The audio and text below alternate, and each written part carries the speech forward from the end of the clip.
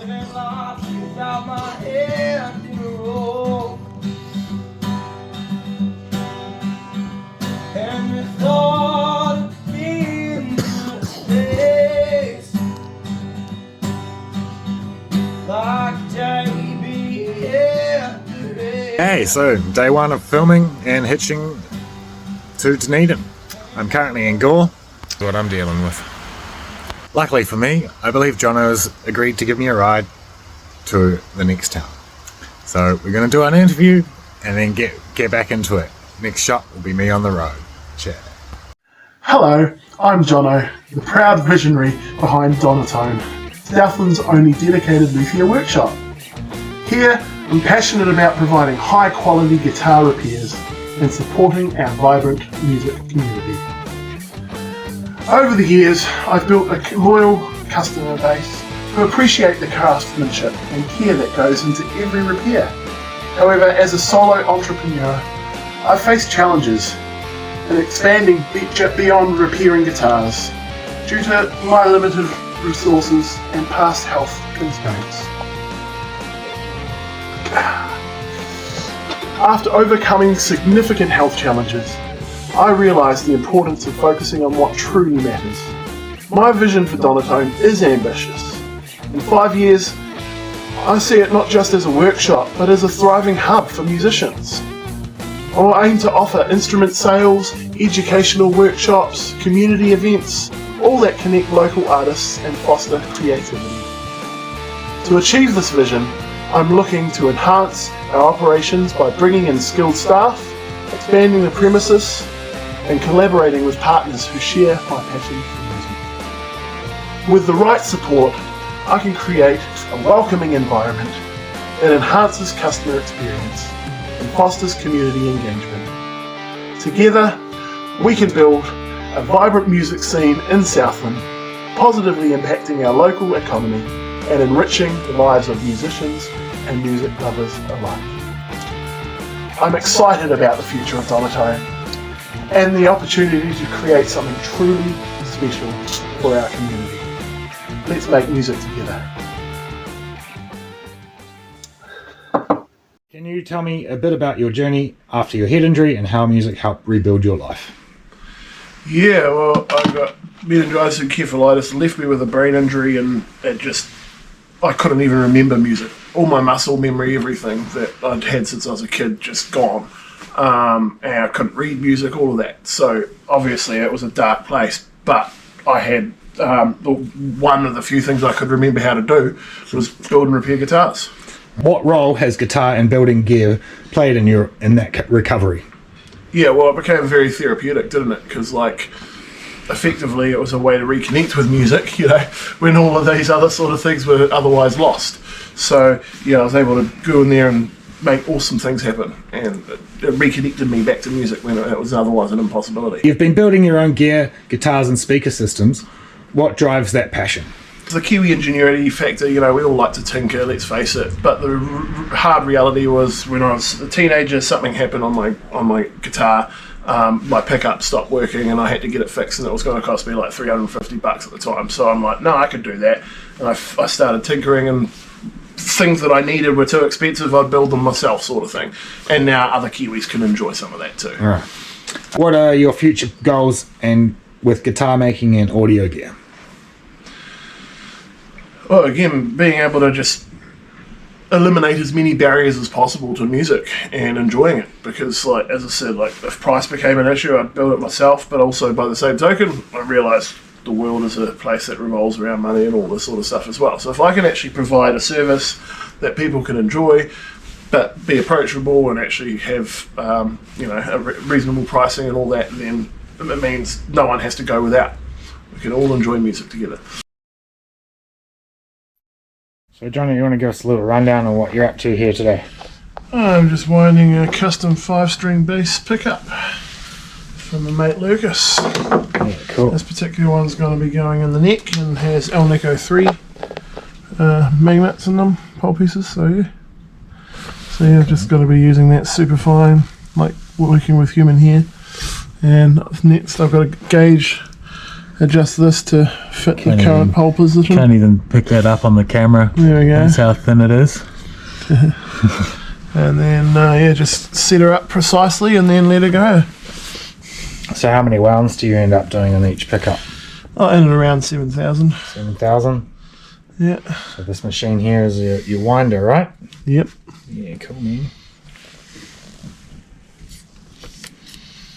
But before I do any actual winding, as I say, I want to dial in the sides to make sure it's not going to over or under.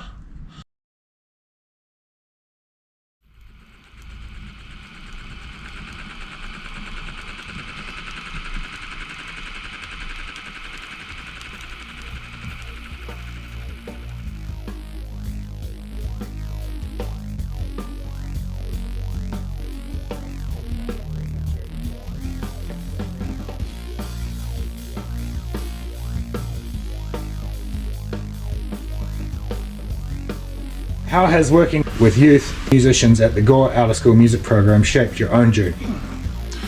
Well, it goes from just, especially in the group settings, because you don't have much of the one-on-one times, but it reinforces the things that are important, like the more mentorship side of things, and like good practice, i.e. practice at all, things like that, like the things that are actually really important, the not just the technical stuff, but the heart-to-heart impacts and the motivation and all that sort of stuff, actually giving people exposure to music. Right. And at a young age, that's really important. What do you hope to give back to the Gore community through music? Well, basically, we already have quite a bit going on, but not nearly enough going on. There are things, because Gore has a reputation of being the country music capital of New Zealand, like Tamworth in Australia or Nashville, but the reality is, that it's well earned, but it's not all day, every day, and there's lots of other cool music out there as well. So it's like, well, actually, let's find a creative hub that we can all be together and have a good time. If I'm building and repairing guitars, and that expands to jam spots and people being able to do things and actually have exposure to music, then awesome. Cool.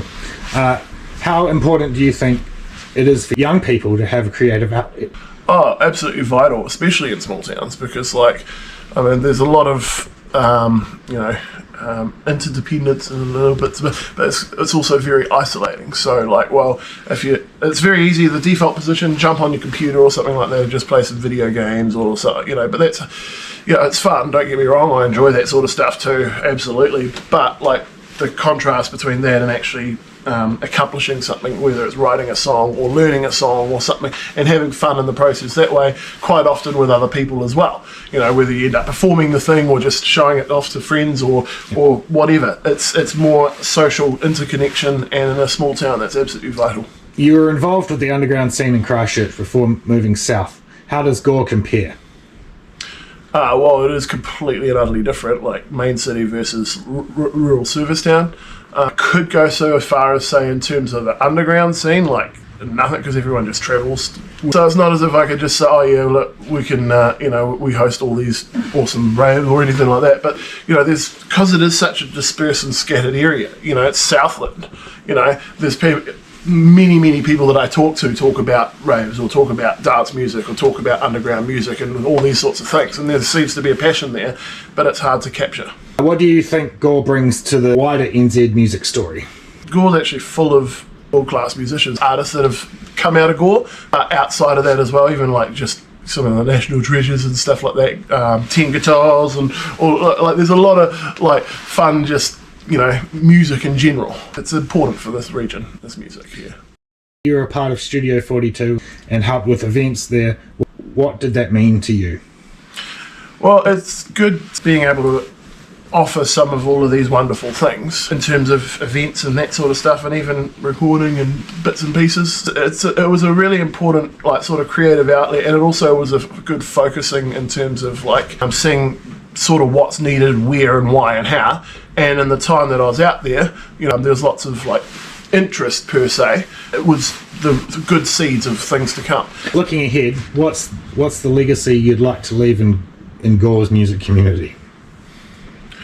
Well, in one sentence, I'd like music to be as approachable as possible for everyone. Thank you, Jono. You're a legend. Thank you for all your support, and I look forward to catching up with you soon. Cheers, brother. All right. The weather was shit, so Jono is giving me a ride to Dunedin. Oh yeah! And a lovely day. Start hitching from Dunedin to Christchurch. Picked up by a lovely dude. Fucking, he had a cool dog, and yeah, fucking lived in a house bus. And I was just going back to his house bus, and he used to live under a bridge. He was a real character. It was really cool. And yeah, shot bro.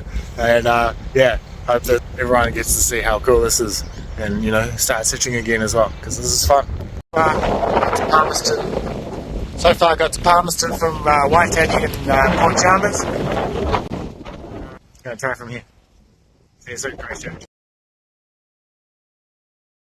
Made it to Timaru, now just waiting for a ride. Hopefully someone will come pick me up. Ashburton, I'm not getting much luck. Yeah. Whew. So there we go. After about 6 hours of travelling, I made it to Christchurch. Now on a bus. Another hour, get me to George. Urban Desert. The lighting's so short on the bus. There we go, got off free and wait.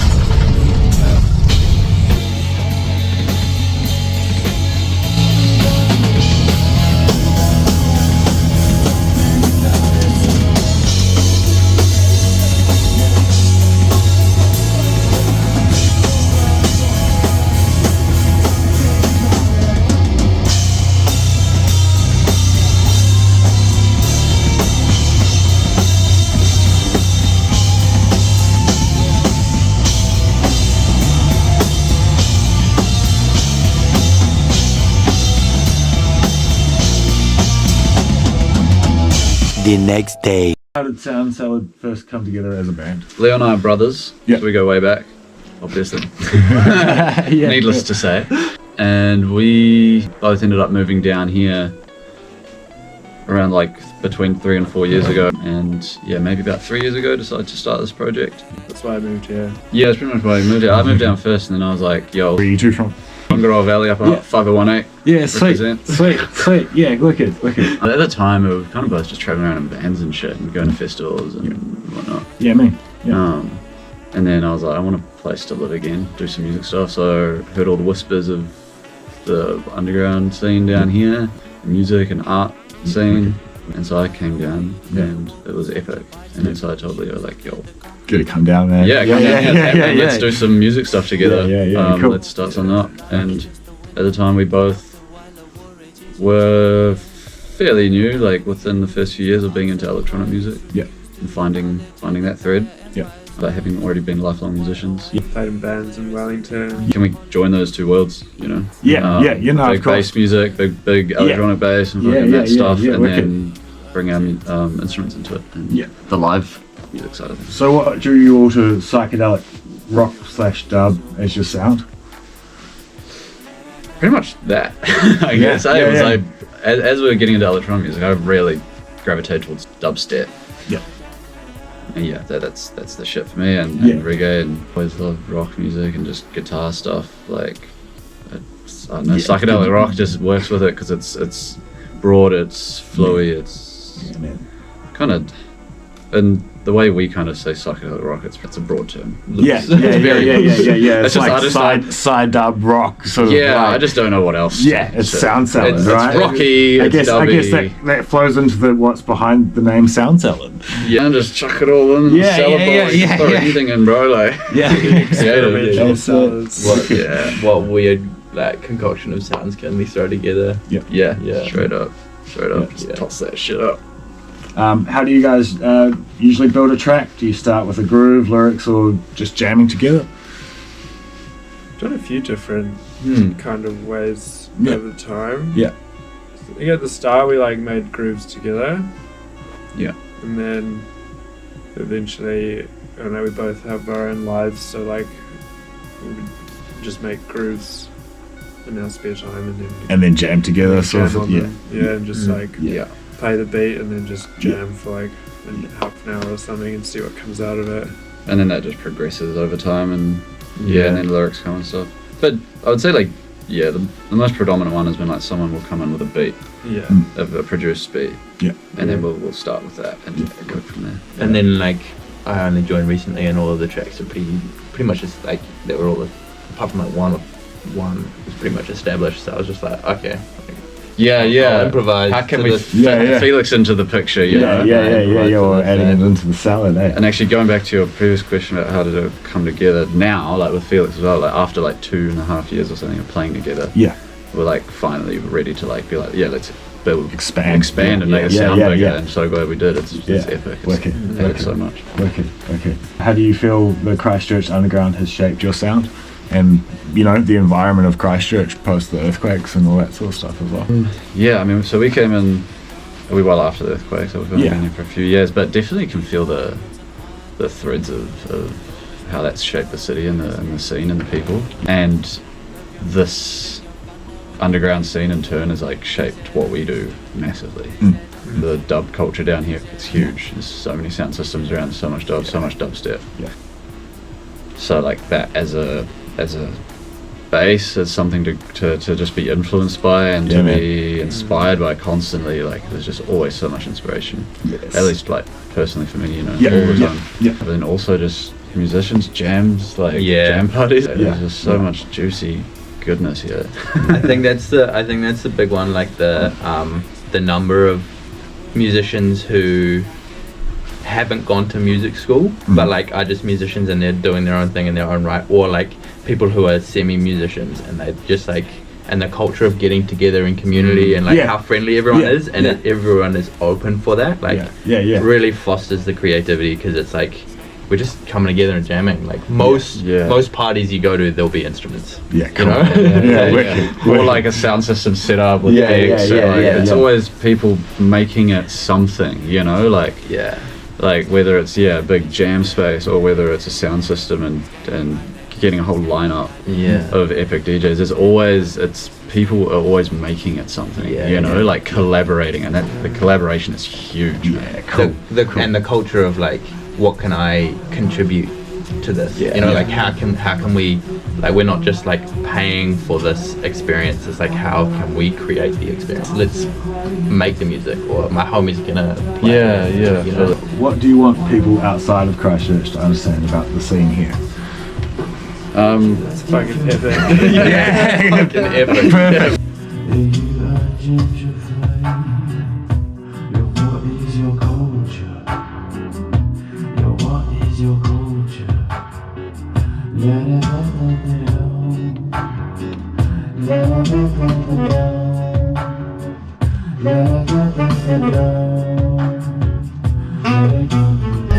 The boys are giving me a ride out to the turn off, and they bought the cat. It's chill. Franklin's awesome. Cheers, boys.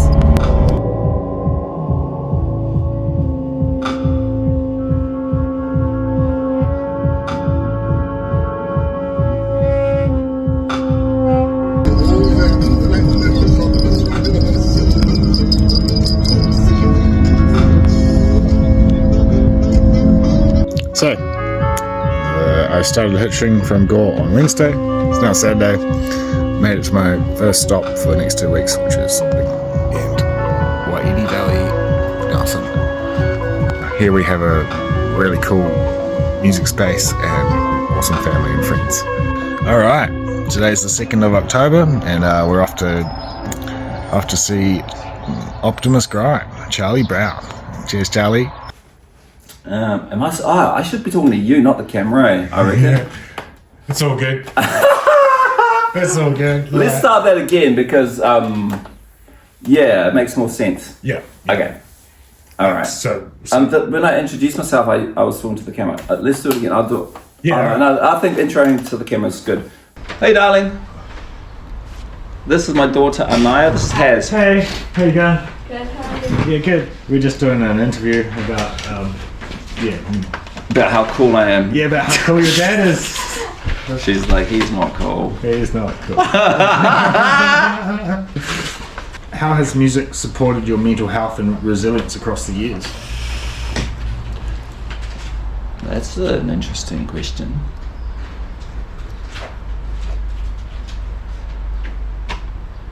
It's a funny one because I spent so many of my gigs wasted. Yeah. I remember, like I've said to a few people, it's like being a professional drinker. Like, it's the only profession where the person who is paying you will try to get you as drunk as possible before you actually do your job. And if you get so drunk that you do your job shit, they actually will A, still pay you and think it's hilarious. And I can't think of any other job where that would be the case, you know? Yeah. And so I spent a good 12, 15 years just getting drunk and getting paid for it. Because I mean, this is it. Imagine getting picked up from the airport, and then you go check in, and then the promoter's like, oh hey, we'll pick you up at 7 for some pre-dinner drinks. Okay, cool. 7 o'clock, pre-dinner drinks at his house, and then you go to dinner, some more drinks, and then you go to pre-party, more drinks, then you go to the actual party, more drinks, then you go to the after party, more drinks. And so, and then this has happened to me 80% of the time, from the after party to the airport, from the after party to the hotel, just to pick up my bag that's been sitting there by itself and all night, unmade, like untouched bed, just like, you know, paying for a hotel room just to store my bag, pick up my bag to the airport, fly to the next town, get picked up, and then do it all over again, 2, 3, sometimes 4 nights a week. And so it wasn't very good for my mental health. No, it wouldn't be. No. So that's one part of it. There's touring and there's the music part. From the touring though, I have made a lot of amazing friends. Like some of the best friends I have are from, you know, seeing someone at a gig, hanging out with them, and then going to another festival, hanging out with them there. And then over the period of 10, 15, 20 years, we've done this hundreds of times. Become really good friends. But in terms of the music side of it with my mental health, it's been the most rewarding and healthy way for me to not only explore my emotions, but to just release them. And one of the most common pieces of feedback I get from friends is, why don't you release your music? Like if you look on Spotify, I've got like 15 songs on there, but not even exaggerating, I've written 1,000 plus. And where's that music gone? Nowhere. It's on hard drives that are just probably dead now. And one of the biggest reasons for that is because I didn't write the music for anybody. I didn't write the music to be heard by anybody. I didn't write the music to be released. I made it to release any anxiety, trauma, and stuff that I had inside. And it's been one of the most rewarding healing processes for me. I'm crying when I make music. Like, I made a track, it was a remix I did for Tiki, and Louis Baker, and Ari Lieberman. I did a remix for them a few months ago, and I spent like 80 hours on it. And I cried, not just like a tear dripping down, like I cried full unlocking trauma, release, I had my studio up in Kina Beach, which is just down the road, and it was a little sleep out, and I'd put on the track and I'd be writing in 1 o'clock in the morning, and then I'd go out, stand on the deck and just listen to it, and then just like bawling, crying, and releasing trauma, going up, arms up into space and looking up into the sky. And I did that like 4 or 5 times whilst making the song. It's a beautiful track. And so that, for me, I've made so many songs like that where I've just released so much trauma and emotions through it, and then I'm like, why would anyone want to hear that? I mean, it just so happens that those are the songs people do want to hear. But it's quite weird for me to go, package it up into a nice little bow and then put it up on Spotify for everyone to listen to. It's quite, it's a vulnerable thing. So I do have a lot of tracks that are just kind of sitting there unreleased, that I might do something with. I'm going to try and be a bit more proactive with that because, Grouch sat me down and he was like, he gave me a stern talking to. He's like, bro, you need to put this stuff out because it's not about you. So you're being selfish by not releasing this music. And so, I've taken those words to heart, and I'm gonna be a bit more proactive with that. But another thing, like promoting your music is actually takes a lot of work. And so when I make a track, and like when I work on a track, I'm completely and utterly engrossed in the song. Like nothing else in the world matters when I'm working on the song. Like I breathe, eat, sleep this tune, and when it's finished, it's like I feel such a relief that it's over because it's this process, and I'm like, okay, cool, I can, like, it's done. And then for me to go, oh, okay, now let's put a little bow on that and package it up and promote it. It takes time, and I don't have much time because I work from home. I've got 2 teenage kids. We homeschool them. I'm running a ticketing company. So when I'm like, okay, now I've got some time for music. I've got 8 hours or 4 hours. Do I want to spend 4 hours promoting something, and which doesn't come naturally to me, or do I want to spend 4 hours making something fresh, which comes naturally to me? And the answer is always, I just want to make more music. I've got a lot of skills, but for me, the only thing I really feel comes naturally that I'm actually good at is making beats. It's like no one taught me how to mix, no one taught me how to make beats. I just I don't get up in the morning and go, I want to make music. It's like comes through me, and I spend the whole day going, fuck, I want to get this out. And then usually I can't because I'm so busy doing other things, and now I've got a job, got to support my family. But the moment I do have time to like get it out, I'm getting it out. I'm not going to go, oh, actually, I'm just going to go over here and promote this song that was like done. It just feels unnatural to do that. That's why I only have 15 songs on Spotify and 1,000 songs dying on my hard drive. I think it's awesome what you're doing, bro. Cheers. I feel like it's something that needs to be done more.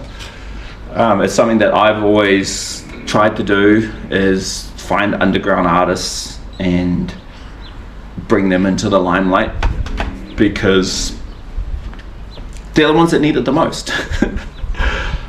And there's a million or so many interviews and promotion for bigger artists, and it's not enough for sort of up and coming. And so I think it's really important. Underground music is the lifeline and the blood of this country. All of the people that have become popular now were underground started artists. At house parties. At some point. And so, and I've met so many talented people that no one even knows their names. And I always say that the most talented people that exist will never be known. Because I believe that. And a lot of people don't care about that. A lot of people don't want to be known, and that's fine too. But there are people out there that I think deserve a shot. So bringing what you're doing, going through the country and finding those people, it's very much needed. Trying to hitch out of Nelson right now, not getting much luck. Who wouldn't want to pick me up? Come on. There we go.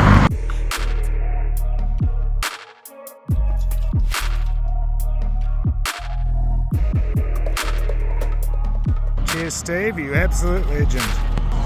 Now in Rye Valley. Gonna have a bit of a break. Gonna see. Just chill.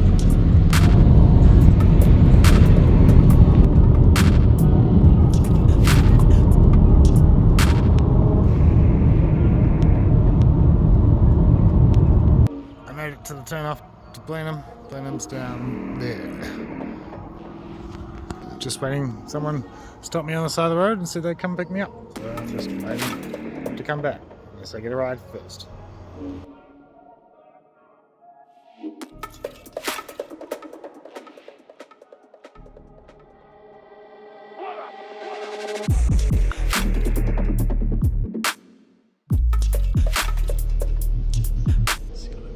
See you later, Southland. See you in a couple of months. Good times. Cheers, boys.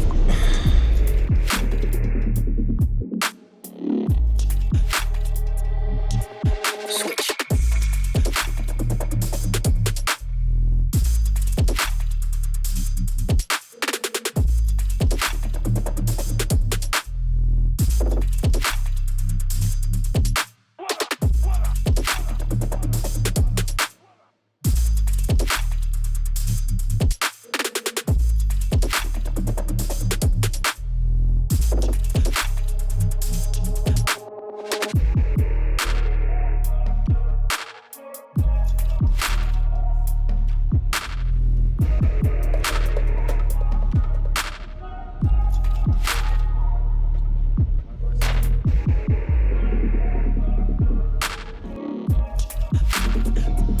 Journey it's gonna be.